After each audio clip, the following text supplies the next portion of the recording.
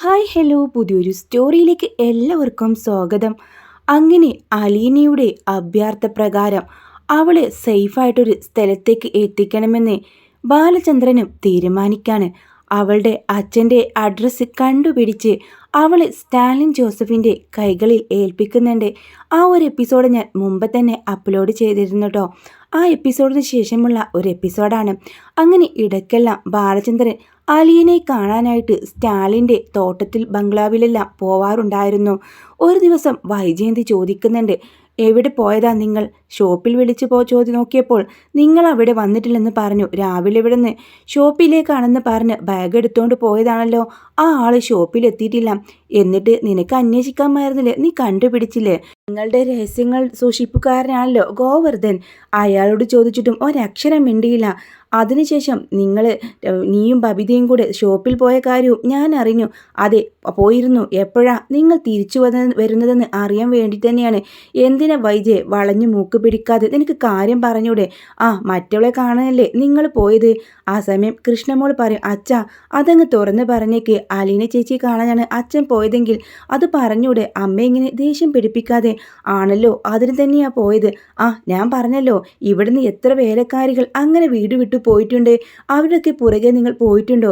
ഇവൾക്കെന്താ പ്രത്യേകത? ആസാം അതിനും മറുപടി ഒന്നും പറയാതെ ബാലചന്ദ്രൻ കോണിപ്പടികൾ കയറി മുകളിലേക്ക് പോകുമ്പോൾ താഴെ നിന്ന് വൈജ പറയുന്നുണ്ട്, നിങ്ങളുടെ മക്കൾക്കും അതേ ചോദ്യമുണ്ട്. അവരോട് പോലും നിങ്ങൾ പറയാതെ രഹസ്യമാക്കി അവൾ എവിടെയാണ് പാർപ്പിച്ചത്? വല്ല ഹോട്ടലിലായിരിക്കും. ഇടയ്ക്കിടയ്ക്ക് രഹസ്യ സമ്പാദത്തിന് പോകുന്നത്. മക്കളെ കൂടെ കൊണ്ടുപോയാൽ അതിന് കഴിയില്ലല്ലോ. നാവടക്കടി എന്നും പറഞ്ഞുകൊണ്ട് ബാലചന്ദ്രൻ താഴേക്കിറങ്ങി വന്ന, ഇനി ഒരക്ഷരം നീ മിണ്ടിയാൽ നിന്നെ ഞാൻ ആ നാവിനെ പിഴുതെറിയും. പിന്നെ ഞാൻ ചോദിക്കുന്ന അർത്ഥമില്ലേ? ആ സമയം ബബിതയും പറയും, ശരിയാണ് അച്ഛ, ഞങ്ങൾ എത്ര തവണ അച്ഛനോട് അലിന ചേച്ചിയുടെ അഡ്രസ്സ് ചോദിച്ചു. അലിന ചേച്ചി എവിടെയാണെന്ന് പോലും പറയാൻ അച്ഛനും മെനക്കെട്ടില്ലല്ലോ. എന്താ ഇതിൻ്റെ അർത്ഥം? അമ്മ പറഞ്ഞതിൽ കുറേയൊക്കെ ശരിയില്ലേ? ബബിതയുടെ ചോദ്യം കൂടെ കേട്ടപ്പോൾ ബാലചന്ദ്രൻ മേൻ വല്ലാതെ തകർന്ന പോലെയായി. ബാലചന്ദ്രൻ വൈജയെ നോക്കിയിട്ട് മുകളിലേക്ക് തന്നെ കയറിപ്പോയി. ആ സമയം വിജയറ്റ മട്ടിൽ വൈജയന്തി താഴെ നിന്ന് പറയാണ്, മക്കളുടെ ചോദ്യത്തിന് ഉത്തരം നിങ്ങൾക്കില്ല. അതെനിക്കറിയാം. നിങ്ങളുടെ അവിധം നടക്കാൻ വേണ്ടി നിങ്ങൾ മക്കളെ പോലും കൂട്ടാതെ അവളെ കാണാൻ വേണ്ടി ഇടയ്ക്കിടയ്ക്ക് പോകുന്നത്. മക്കളെ കൂട്ടിയാൽ നിങ്ങളെ കള്ളത്തരം പൊളിയുമല്ലോ. അതുകൊണ്ടാ. വീണ്ടും താഴെ നിന്ന് വൈജ ഓരോന്ന് പെറുപെറുക്കുമ്പോൾ ഒന്നും അറിയാതെയും കേൾക്കാതെയും ഭാവത്തിൽ ബാലചന്ദ്രൻ മുകളിൽ കയറി വാതിലടക്കാണ്. അങ്ങനെ എല്ലാവരും ഉറങ്ങിയെന്ന് മനസ്സിലാക്കിയ രോഹിത്തിൻ്റെ മനസ്സിലും വൈജയുടെ ആ ചോദ്യങ്ങളുണ്ട്. എന്തിനാണ് അലീന ചേച്ചി താമസിക്കുന്ന രഹസ്യം അച്ഛൻ ഇത്ര രഹസ്യമാക്കി വെച്ചത്? അച്ഛൻ എന്താ അത് ഞങ്ങളോടും കൂടെ പറഞ്ഞാൽ? ആ ചോദ്യം അവൻ്റെ ഉള്ളിൻ്റെ ഉള്ളിലുണ്ട്. അങ്ങനെ അവൻ ബാലചന്ദ്രനുമായിട്ട് സംസാരിക്കാൻ ആ റൂമിലേക്ക് പോവാണ്. ആ സമയം ബാലചന്ദ്രൻ ഉറങ്ങിക്കാണില്ല. ബാലചന്ദ്രൻ അങ്ങനെ അവൻ്റെ അടുത്ത് സത്യങ്ങൾ തുറന്ന് പറയുന്നുണ്ട്.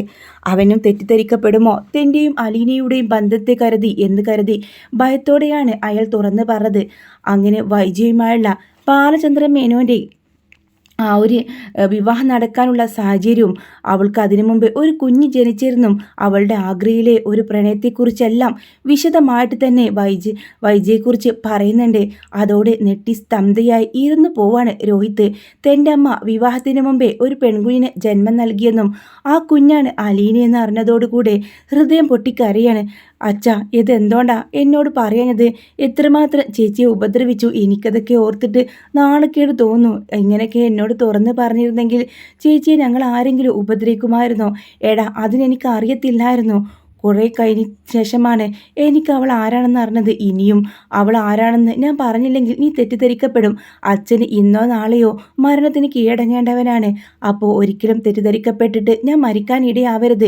സത്യങ്ങൾ അറിയണം നീ എന്ന് പറഞ്ഞുകൊണ്ട് തന്നെ ബാലചന്ദ്രൻ രോഹിത്തിനെ എല്ലാം പറയുന്നുണ്ട്. അലീന ഇവിടെ എത്താനുള്ള സാഹചര്യവും അലീന ആരാണെന്നും വൈജയ് ഒരു മുമ്പത്തെ പ്രണയം എല്ലാം അവളോട് തുറന്ന് പറയാൻ അച്ഛൻ അവന് ആകെ ഷോക്കായി നിൽക്കുന്നുണ്ട് കേട്ടോ. അങ്ങനെ അലീന സ്വന്തം അച്ഛൻ്റെ കൈകളിലാണെന്നും എന്ന് പറഞ്ഞതോടുകൂടെ രോഹിത്ത് തൻ്റെ റൂമിലേക്ക് മടങ്ങി പോകുന്നുണ്ട്. അതിനുശേഷം രോഹിത്ത് അലീന വീട്ടിലേക്ക് വന്നത് മുതലുള്ള ഓരോ കാര്യങ്ങളും അവൻ്റെ ഉള്ളിൻ്റെ ഉള്ളിൽ വരുന്നുണ്ട്. അങ്ങനെ അവൻ ഓർക്കാണ്, അലീന ചേച്ചിയെ കാണണം, ആ കാലിൽ വീണ് മാപ്പ് പറയണം. സ്വന്തം ചേച്ചിയാണല്ലോ ഞാൻ റേപ്പ് ചെയ്യാൻ ശ്രമിച്ചത്. എത്ര വൃത്തികെട്ട മനുഷ്യനാണ് എന്നെല്ലാം ചിന്തിച്ച് രോഹിത്ത് അച്ഛൻ്റെ മുമ്പിലേക്ക് ചെല്ലാം. അച്ഛാ, എനിക്കൊരിക്കലെങ്കിലും അലി ചേച്ചി കാണാൻ എന്നൊന്ന് കൊണ്ടുപോകുമോ? ഹൃദയം പൊട്ടി ഞാൻ മരിച്ചു പോകും. ശരിയടാ, ഞാൻ കൊണ്ടുപോവാം. 2 ദിവസം കഴിയട്ടെ. അങ്ങനെ അലീനക്കരികിലേക്ക് രോഹിത്തിനെയും കൂട്ടി പോകുന്നുണ്ട്. അവനെ കണ്ടതും അലീനക്ക് മനസ്സിലാവാ അച്ഛനെല്ലാം അവനോട് തുറന്നു പറഞ്ഞു കഴിഞ്ഞെന്ന്. അതിനുണ്ടായ കാരണം എന്തായിരിക്കും? അങ്ങനെ സ്റ്റാലിന് ബാലചന്ദ്രൻ വീണ്ടും വന്നു എന്ന് പറയുമ്പോൾ അത്ര ഇഷ്ടപ്പെടുന്നില്ല കേട്ടോ. അതും സ്വന്തം മകനെയും കൂട്ടിയിട്ടാണ് അവൻ്റെ വരവ്. എന്തിനാ ഇയാൾ കൂടെ കൂടെ വരുന്നത് എന്നൊരു മുഷിലും കൂടെ സ്റ്റാലിന് തോന്നുന്നുണ്ട്. എന്നാൽ അലീന തൻ്റെ അനിയനെ ചേർത്ത് പിടിച്ച് അകത്തേക്ക് കൊണ്ടുപോവാണ്. 2 ദിവസം അവിടെ നിന്നിട്ടാണ് കേട്ടോ രോഹിത്ത് മടങ്ങി പോകുന്നത്. എന്നാൽ വൈജയ്ക്ക് ഇതൊട്ടും ഇഷ്ടപ്പെടുന്നില്ല. അച്ഛൻ്റെ വഴിയെ മകന് പോയി എവിടേക്കാണ് പോകുന്നത് പോലും പറഞ്ഞില്ല. അലീന ചേച്ചിയുടെ അടുത്തേക്കാണെന്ന് ബബിതയും കൃഷ്ണമോളും പറഞ്ഞത് കേട്ട് മാത്രം വൈജയ്ക്ക് സെല്ലും ഒരു തോന്നിയത് കേട്ടോ. എന്തിനാ അവളെ കാണാൻ അച്ഛൻ മകനെയും കൂട്ടി കൊണ്ടുപോയത്? അവളെയല്ലേ ഈ അടുത്ത ദിവസം പോയി കണ്ടത്. ഇനിയിപ്പോൾ അവനെയും കൂടെ വഴി തെറ്റിക്കണോ അയാൾക്ക്? അങ്ങനെ ആകെ ദേഷ്യത്തില. രോഹിത് വരുന്ന സമയത്ത് വൈജന് ദേഷ്യപ്പെടും. എടാ, ഈ വീട്ടിൽ നിന്ന് ഇറങ്ങി പോകുമ്പോൾ മാക്സിമം എന്നോടെങ്കിലും പറയാനുള്ള ഒരു മാന്യതെങ്കിലും കാണിക്കണം. നിനക്ക് എവിടെയെങ്കിലും പോയി പൊറുക്കാമെന്നാണോ നീ കരുതുന്നത്? നീ നിന്റെ അച്ഛൻ്റെ വഴിയാലെ പോവാണോ? ഒരു പിഴച്ചവളെ കൂടെ അച്ഛൻ അഴിഞ്ഞാടുന്നു. അതിനനുസരിച്ച് മകനും അമ്മ ഒന്ന് നിർത്തുന്നുണ്ടോ? അമ്മ എന്തിനാ ഇങ്ങനെ വേണ്ടാതീനം പറയുന്നത്? എവിടെടാ ഞാൻ വേണ്ടാതീനം പറഞ്ഞത്? നീ അല്ലടാ നിന്റെ അച്ഛൻ്റെ കൂടെ ചേർന്ന് വേലക്കാരിയെ കാണാൻ പോയത്. അമ്മയ്ക്കങ്ങ് ഉറപ്പുണ്ടോ അത് വേലക്കാരിയാണെന്ന്? അമ്മ അനാവശ്യം പറയരുത്. അതെടാ, ഞാൻ പറഞ്ഞെല്ലാം അനാവശ്യം. നീയും നിന്റെ അച്ഛനും കാണിച്ചു കൂടുന്നെല്ലാം നല്ല കാര്യങ്ങളല്ലേ? അമ്മക്ക് സ്വന്തം നെഞ്ചിൽ തൊട്ട് പറയാൻ പറ്റുമോ അമ്മ വിവാഹത്തിന് മുമ്പേ ഒന്ന് പ്രസവിച്ചിട്ടില്ലെന്ന്, അച്ഛന് അവിഹിതമില്ലായിരുന്നു എന്ന് അമ്മയ്ക്ക് പറയാൻ പറ്റുമോ? അച്ഛൻ്റെ കാര്യത്തിൽ ഏറെക്കുറെ എനിക്ക് ഉറപ്പുണ്ട്. അച്ഛൻ അത്തരത്തിൽ പ്രവൃത്തികളൊന്നും ചെയ്യില്ലെന്ന് അമ്മക്ക് പറയാൻ വേണ്ടി പറ്റുമോ? ഇത് കേട്ടതും വൈജ വാപ്പൊളിച്ച് നിന്ന് പോവാട്ടോ. രോഹിത്ത് ആകെ ദേഷ്യം പിടിച്ച് തൻ്റെ റൂമിലേക്ക് പോവാണ്. വൈജയ്ക്ക് അതോടുകൂടെ തൻ്റെ സമനില തെറ്റുന്ന പോലെ തോന്നുന്നുണ്ട്. വൈജ റൂമിൽ കയറി വാതിലടക്കാം. അവൻക്ക് എന്തെങ്കിലും സൂചന കിട്ടിക്കാണുമോ? ഇനി ബാലചന്ദ്രന് എന്തെങ്കിലും അറിയാമോ? 24 വർഷങ്ങൾക്ക് മുമ്പ് എല്ലാം മണ്ണിട്ട് മൂടിയതാണ്. ആ വഞ്ചകൻ, സ്റ്റാലിൻ വഞ്ചകൻ തന്നെ ചതിച്ച് കടന്നു കളഞ്ഞതാണ്. ആ വിവരം എങ്ങനെയെങ്കിലും ബാലചന്ദ്രൻ അറിഞ്ഞു കാണുമോ? ഇനിയിപ്പോൾ ഗംഗാധരൻ മേനോനെ മാലതി ചേച്ചിക്ക് മാത്രമേ ഈ കാര്യങ്ങൾ അറിയൂ. ശിവേട്ടനും രാജീവിനൊക്കെ അറിയെങ്കിലും ഒരിക്കലും അത് കമലെടുത്തിയെ അറിയിച്ചിട്ടില്ല. ഏത് വഴിയാക്കാണ് അത് ബാലചന്ദ്രൻ അറിഞ്ഞിട്ടുണ്ടാവുക? അങ്ങനെയെല്ലാം ഓർത്ത് അവിടെ ഇങ്ങനെ മരവിച്ച് നടക്കാട്ടോ. ആ സമയം ആഗ്രയിലെ കോളേജ് സ്കൂളെല്ലാം വൈജയുടെ മനസ്സിലോട്ട് വരുന്നുണ്ട്. അവിടെ തൻ്റെ മിലിറ്ററിക്കാരനായി തൻ്റെ ചേട്ടനെ ജോലിസ്ഥലത്ത് എപ്പോഴും കോട്ടേഴ്സിലൊക്കെ ആയിട്ട് വരുന്ന ഒരു സുമുഖനായ ചെറുപ്പക്കാരന്, അയാളായിരുന്നു സ്റ്റാലിന്. എപ്പോഴും ഗൗരവമായ പ്രകൃതം, എന്നാൽ കണ്ണുകളിൽ കുസൃതിയും ചുണ്ടിലെ പുഞ്ചിരിയും വൈജയെ വല്ലാതെ വശീകരിച്ചിരുന്നു. വൈജയെ കാണാനായിട്ട് ഇടയ്ക്കിടയ്ക്ക് ഏട്ടൻ്റെ പേരും പറഞ്ഞ് കോട്ടേഴ്സിൽ വരുമായിരുന്നു. അങ്ങനെ ആഗ്രയിൽ ജോലി കിട്ടി അവിടേക്ക് സ്ഥലമാറ്റം ചെയ്തപ്പോൾ തനിക്കും സ്റ്റാലിനും അത് കാണാൻ തന്നെ വലിയ ഒരു അവസരമായിട്ടാണ് സ്റ്റാലിനും വൈജിയും അത് മുതലാക്കിയത്. അങ്ങനെ അവർ കൂടുതൽ അടുത്തു. ഒടുവിൽ രണ്ടുപേരുടെയും വിവാഹം മനസ്സുകൊണ്ട് കഴിയുകയും ഒരുമിച്ച് ഒരു ഹോട്ടൽ റൂമിൽ കഴിയുകയും ചെയ്തു. അതോടുകൂടെ വൈജ ഗർഭിണിയായി വയറെല്ലാം പൊന്തി വരുന്ന സമയത്താണ് സ്റ്റാലിൻ അവളെ കൊണ്ട് മറ്റൊരു വാടക വീട്ടിലേക്ക് താമസം മാറിയത്.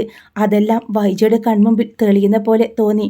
8 മാസം ആയപ്പോഴാണ് തങ്ങളുടെ വിവാഹം രജിസ്റ്റർ ചെയ്യാൻ വേണ്ടിയിട്ട് സർട്ടിഫിക്കറ്റ് എടുക്കാനും അതേപോലെ തന്നെ നാട്ടിലേക്ക് വന്ന് എല്ലാവരെയും കൂടെ സമ്മതിപ്പിച്ച് പള്ളിയിൽ വെച്ച് താലികെട്ട് ചടങ്ങ് നടത്താനും കൂടെ വേണ്ടി ആ കാര്യം പറഞ്ഞുകൊണ്ട് സ്റ്റാലിൻ്റെ നാട്ടിലേക്ക് വന്നത്.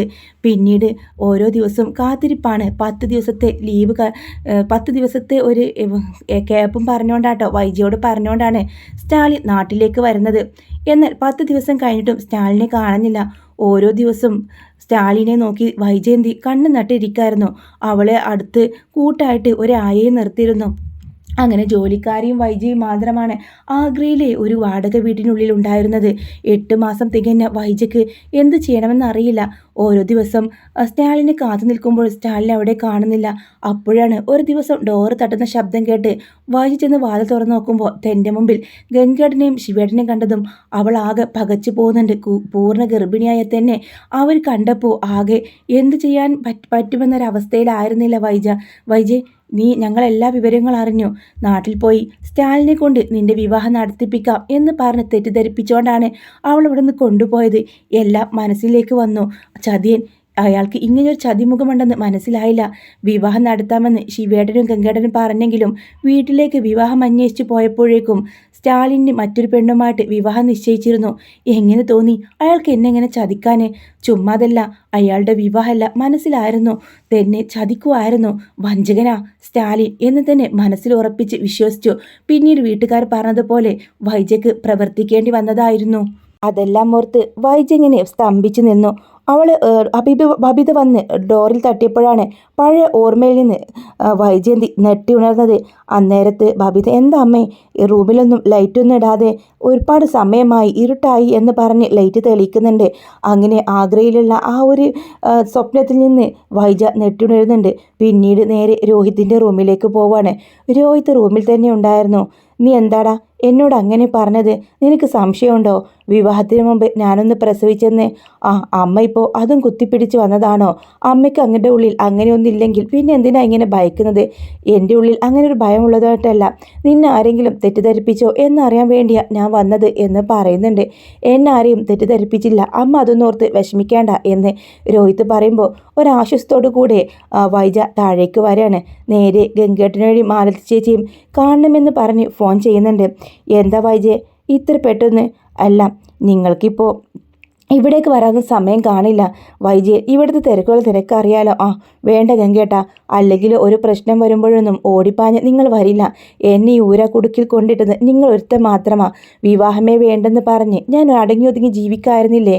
അന്ന് നിങ്ങൾക്കത് പറഞ്ഞാൽ മനസ്സിലാവില്ലായിരുന്നു. പക്ഷേ ഇപ്പോൾ എന്ത് ചെയ്യാനാ, എൻ്റെ വിധി. അങ്ങനെയും പറഞ്ഞുകൊണ്ട് വൈജ ഇങ്ങനെ വിഷമിച്ച് നിൽക്കാണ്. എന്നാൽ വൈജ തോറ്റു കൊടുക്കാൻ ഒരുക്കമായിരുന്നില്ല. വൈജ നേരെ പോയത് ഗംഗേട്ടൻ്റെ ആ ഒരു താമസ സ്ഥലത്തേക്കാണ് കേട്ടോ. ഒരുപാട് ഡ്രൈവ് ചെയ്തിട്ടാണ് വൈജയന്തി അവിടെ എത്തുന്നത്. വൈജയെ അപ്രതീക്ഷമായി വീട്ടിൽ കണ്ടതും ഗംഗേട്ടനും മാലതിയും നെട്ടലോട് ചോദിക്കുന്നുണ്ട്, വൈജയെ നീ തനിച്ച് ഇത്രയും ദൂരം ഡ്രൈവ് ചെയ്ത് വന്നെന്നോ? ആവശ്യം എൻ്റേതായി പോയില്ല ഗംഗേട്ട, എനിക്ക് വരണമെന്ന് തോന്നി. ബാലചന്ദ്രന് ഈയിടെ അടുത്തുള്ള മാറ്റം എന്താണെന്ന് സംഭവിച്ചത്? ബാലചന്ദ്രനും മക്കളും കുത്തി എന്നോട് ചോദിക്കുന്നു. അമ്മയ്ക്ക് വിവാഹത്തിന് മുമ്പ് ഒരു പെൺകുട്ടിയെ പ്രസവിച്ചില്ലേ എന്ന മട്ടിലൊക്കെയാണ് അവിടെ സംസാരം. വൈജെ നീ എന്തൊക്കെയായി പറയുന്നത്? ഗംഗേടൻ ആകെ നെട്ടലോട് ചോദിക്കുന്നുണ്ട്. വൈജ അറിഞ്ഞാൽ പല രഹസ്യങ്ങളും പുറത്തു വരും. അപ്പോൾ ഒന്നും വൈജ അറിയാൻ പാടില്ലെന്ന് അവരുടെയും കൂടെ ആവശ്യങ്ങളായിരുന്നു. അങ്ങനെ വൈജയെ നീ വന്ന കാലം നിൽക്കാതെ ഇങ്ങോട്ട് കയറി വാ. എന്തായാലും ഇന്ന് നീ തിരിച്ചു പോകുന്നില്ലല്ലോ, ഒന്ന് റെസ്റ്റ് എടുക്ക്. പക്ഷേ എനിക്കറിയണം, നീ എന്തായാലും ഫ്രഷ് ആയിട്ട് വാ. മാലതി നിനക്ക് എന്തെങ്കിലുമൊക്കെ കഴിക്കാൻ തരും. എനിക്കുള്ള ഉത്തരം കിട്ടിയിട്ടേ ഞാൻ ഇവിടുത്തെ പോവുള്ളൂ. അങ്ങനെയും പറഞ്ഞുകൊണ്ട് റൂമിലേക്ക് കൊണ്ടുപോകുന്നുണ്ട് മാലതി വൈജയെ. അങ്ങനെ വൈജ ഡ്രസ്സെല്ലാം മാറി ഫ്രഷ് ചെയ്താട്ടോ. ഒന്ന് കിടക്ക് വൈജയ, നീ ഭക്ഷണമൊക്കെ കഴിച്ചില്ലേ? നീ എന്നിട്ട് നമുക്ക് സംസാരിക്കാം. വൈജ നല്ല ക്ഷീണം കാരണം വൈജ വല്ലാതെ മയങ്ങിപ്പോകുന്നുണ്ട്. ഈ സമയം ഗംഗേട്ടനും മാലിനും തൻ്റെ റൂമിൽ കാര്യങ്ങളെല്ലാം ചർച്ച ചെയ്യാണ്. അപ്പോഴേ തൊണ്ട വരളുന്ന പോലെ തോന്നിയിട്ട് അവിടെ പുറത്തേക്ക് വെള്ളമെടുക്കാൻ വന്ന വൈജ കേൾക്കുന്നത് ഇവർ രണ്ടുപേരുടെ സംസാരം. മാലതി ചോദിക്കും, അല്ല ഇപ്പോൾ അവൾ വരാനുള്ള കാരണം എന്താ ഗംഗേട്ടാ? അതറിയില്ലേ?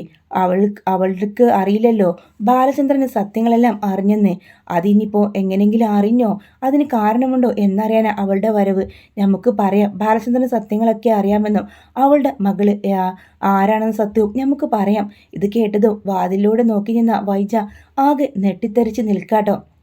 അപ്പോൾ പല കാര്യങ്ങളും മാലതി നമുക്ക് തുറന്ന് പറയേണ്ടി വരും. അന്ന് സ്റ്റാലിൻ അവൾ നാട്ടിലേക്ക് വരുമ്പോൾ ഒരു ആക്സിഡൻറ്റ് സംഭവിച്ച് അവർ കിടപ്പിലായിരുന്നു. അതുകൊണ്ടാണ് വൈജി അന്വേഷിക്കാൻ അവൾ വരാതിരുന്നത്. അതെ, ആ ആക്സിഡൻറ്റ് പിന്നിൽ അത് രാജീവനും ശിവനും കൂടെ പ്ലാൻ ചെയ്തതായിരുന്നു. ഒരു ആക്സിഡൻറ്റ് സംഭവിപ്പിക്കുക, അവനെ കൊലപ്പെടുത്തുക, എന്നിട്ട് പെങ്ങളെ ജീവൻ രക്ഷിക്കുക എന്നതായിരുന്നു അവരുടെ ലക്ഷ്യം. അപ്പോൾ അന്ന് സംഭവിച്ചതെല്ലാം മാലതിയും ഗംഗേടനും കൂടെ സംസാരിക്കുന്നുണ്ട്. രാജീവിൻ്റെയും ശിവൻ്റെയും പ്രകാരം തന്നെ ഒരു കൊട്ടേഷൻ ടീം അയാളുടെ വാഹനത്തിൽ ഇടിക്കായിരുന്നു. അങ്ങനെ ഒരു വർഷത്തോളം കോമ സ്റ്റേജിൽ കിടന്നിരുന്ന സ്റ്റേലിനെക്കുറിച്ച് മാലതിയോട് തുറന്ന് പറയുന്നുണ്ട് ഗംഗേട്ടം. കൊടും ചതി, തന്നെ ചതിക്കായിരുന്നു തൻ്റെ ആങ്ങളന്മാരും തൻ്റെ അച്ഛനും കൂടെ ചേർന്നെന്ന കാര്യം മനസ്സിലാവാണ് വൈജയന്തിക്ക്. അപ്പോൾ തന്നെ ചതിച്ചത് തൻ്റെ സ്റ്റാലിനല്ല, തൻ്റെ മകളെ മരിച്ചെന്ന് പറഞ്ഞ് ഏതോ ഒരു ഓർഫനേജിൽ ഉപേക്ഷിച്ചു. ഈ കാര്യങ്ങളെല്ലാം അവർ പറയുന്നുണ്ട്. എന്നാൽ അലീനയാണ് ആ മകളെന്ന സത്യം അവർ ആ സമയത്ത് തുറന്ന് പറയുന്നില്ല കേട്ടോ. അന്ന് വൈജയ്ക്ക് അറിയില്ല. ഓപ്പറേഷൻ ചെയ്ത് അവളുടെ കുഞ്ഞിനെ പുറത്തെടുത്ത് അയാളെ അതിനെ കൊല്ലാനുള്ള മനസ്സ് അച്ഛൻ കാണിച്ചില്ല. ഒരു ഓർഫനേജിന് ദാനം നൽകി. പിന്നീട് വൈജയെ പറഞ്ഞ് വിശ്വസിപ്പിച്ചു ഞങ്ങൾ. സ്റ്റാലിൻ്റെ വിവാഹം നടന്നെന്ന് മറ്റൊരു പെണ്ണുമായിട്ട് ഈ സമയത്തെല്ലാം സ്റ്റാലിൻ ഒരു ഹോസ്പിറ്റലിലായിരുന്നു. അവൻക്ക് ശരീരം പോലും അനക്കാൻ പറ്റുന്നില്ല, കണ്ണ് തുറക്കുന്നില്ല, ജീവജലം പോലെ കിടക്കായിരുന്നു. 1 വർഷത്തോളം അവൻ ബെഡിൽ കിടന്നു. പിന്നീട് അവൻ എണീറ്റ് വൈജയെക്കുറിച്ച് അന്വേഷിച്ചെങ്കിലും അവൻ്റെ കാതിൽ അവൻ എത്താത്ത രീതിയിൽ എല്ലാ കാര്യങ്ങളും അവൻ്റെ അനിയന്മാർ പറഞ്ഞു പിടിപ്പിച്ചു. അതോടെ വൈജയെക്കുറിച്ചുള്ള അന്വേഷണം അവൻ നിർത്തി. എന്നാലും അവൻ ഈ ആഗ്രയിൽ വരുന്ന സമയത്ത് അവളെ അന്വേഷിച്ച് എൻ്റെ അടുത്ത് വന്നിരുന്നു. അന്നും അവന് ഞാൻ സ്ഥലം മാറ്റിച്ചു. ഒരിക്കലും വൈജയുടെ 7 അയലകത്ത് പോലും അവൻ എത്തരുതെന്ന് എനിക്ക് ആഗ്രഹമുണ്ടായിരുന്നു. പക്ഷേ 23 വർഷങ്ങൾക്ക് ശേഷം വീണ്ടും അത് തല പൊക്കുന്നു. നമ്മൾ ചെയ്ത പാപം എങ്ങനെ കഴുകിക്കളയും? ഇതൊന്നും എനിക്കറിയില്ലായിരുന്നു. അന്ന് വൈജയെ വിവാഹം കഴിപ്പിച്ച് കൊടുത്താൽ മതിയായിരുന്നു. ഇനി പറഞ്ഞിട്ട് എന്താ കാര്യം? അന്ന് അച്ഛൻ്റെ അഭിമാനം, വാശി ഇതൊക്കെ തന്നെ ആയിരുന്നു. നമ്മളെല്ലാവരും തല ഉയർത്തി നിൽക്കുന്നത് ഇപ്പോൾ അച്ഛൻ അന്ന് ചെയ്തതുകൊണ്ടല്ലേ? അല്ലെങ്കിൽ നാണക്കേട് കൊണ്ട് തല താഴ്ത്തേണ്ടേ നാട്ടുകാരുടെയും വീട്ടുകാരുടെയും കുടുംബക്കാരുടെയും മുമ്പിൽ? ഗംഗാധരൻ മേനോന്റെ തുറന്ന് പറച്ചിൽ കേട്ട് ചങ്ക് പൊട്ടി നിൽക്കാണ്. താൻ എന്തിനാണോ ഇവിടേക്ക് വന്നത് അതിനെല്ലാം ഉത്തരം കിട്ടിക്കഴിഞ്ഞു. ഇത്രയും നാൾ സ്റ്റാലിൻ തന്നെ തോൽപ്പിച്ചെന്നും വഞ്ചിച്ചെന്നും കരുതിയതാണ്. പക്ഷേ എന്നെ ചതിച്ചത് തൻ്റെ കൂടെപ്പിറപ്പുകളും സ്വന്തം അച്ഛനാണെന്ന് അറിഞ്ഞതോടുകൂടെ വൈജയന്തിയാകെ നെട്ടിത്തെറിച്ച് ആകെ ചങ്ക് തകർന്ന് നിൽക്കുക. നേരെ വാതിൽ തള്ളി തുറന്ന് ഗംഗാധര മേനോൻ്റെ അടുത്തേക്ക് വന്ന് തീപാറുന്ന നോട്ടത്തോടെ നോക്കുക. എല്ലാം അവൾ കേട്ട് കഴിഞ്ഞെന്ന് മാലതിക്കും ഗംഗാധര മേനോനും മനസ്സിലായി. വൈജയ്, ഒന്നും പറയണ്ട. എന്തിനു വേണ്ടിയാണോ ഞാൻ ഇങ്ങോട്ട് വന്നത് അതിനുള്ള ഉത്തരം നിങ്ങളുടെ രണ്ടുപേരുടെയും വാൽ തന്നെ ഞാൻ കേട്ടു. തൃപ്തിയായി എന്ന് ചോദിക്കാണ്. എൻ്റെ മകളെവിടെ എന്ന് ഗംഗാധരമേനോൻ്റെ ഷർട്ടിൽ കുത്തിപ്പിടിച്ച് ചോദിക്കുന്നുണ്ട്.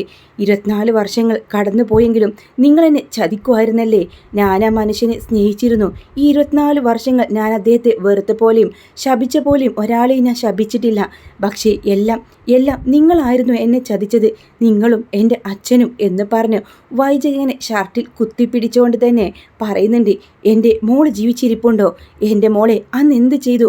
ഒരു നോക്കുപോലും കാണാൻ സമ്മതിക്കാതെ നിങ്ങളവളെ കൊണ്ടുപോയതാണെന്ന് എനിക്ക് മനസ്സിലായി. ഏത് ഓർഫനേജിലാ എൻ്റെ മോള് വളർന്ന്? വൈജയ്, അതൊക്കെ കഴിഞ്ഞു പോയ കാര്യങ്ങളല്ലേ. ഇനിയിപ്പോൾ അതൊന്നും ഓർക്കേണ്ട. അന്ന് ഞങ്ങൾക്ക് അതേ നിവൃത്തി ഉണ്ടായിരുന്നുള്ളൂ. എന്നിട്ട് നിങ്ങൾ എന്ത് നേടി? വൈജയ്ക്ക് നല്ലൊരു ജീവിതം തരാൻ കഴിഞ്ഞോ? ഇല്ല. ഏതോ ഒരു വേലക്കാരുടെ പിന്നാലെ പോവാണ്. സ്വന്തം ഭർത്താവ് മക്കളുണ്ട് കൂടെ ഇല്ല. അന്ന് ഞാൻ നിങ്ങളെ കാല് പിടിച്ച് പറതല്ലേ എന്നെ വെറുതെ വിട്ടേക്കാൻ. എൻ്റെ ജീവിതം സ്വപ്നം എല്ലാം തല്ലി തകർത്തിട്ട് വന്ന് നിൽക്കുന്നു. ക്ഷമ ചോദിക്കാം. വൈജയ്, നീ ഞങ്ങളോട് ക്ഷമിക്കണം. ഇല്ല, എനിക്ക് ക്ഷമിക്കാനാവില്ല. അന്നെൻ്റെ ജീവൻ തകർന്നു. ഞാൻ ജീവന് തുല്യം സ്നേഹിത സ്റ്റാലിനെ നിങ്ങൾ കൊല്ലാക്കൊല ചെയ്തു. എന്നിട്ട് നിങ്ങൾ വലിയ ആങ്ങളമാരാണെന്ന് പറഞ്ഞ് വന്ന് നിൽക്കുന്നു. പോകുന്നുണ്ടോ എന്ന് പറഞ്ഞ് കാലി തുള്ളിക്കണ്ണെ വൈജയ് ഇറങ്ങാണ്.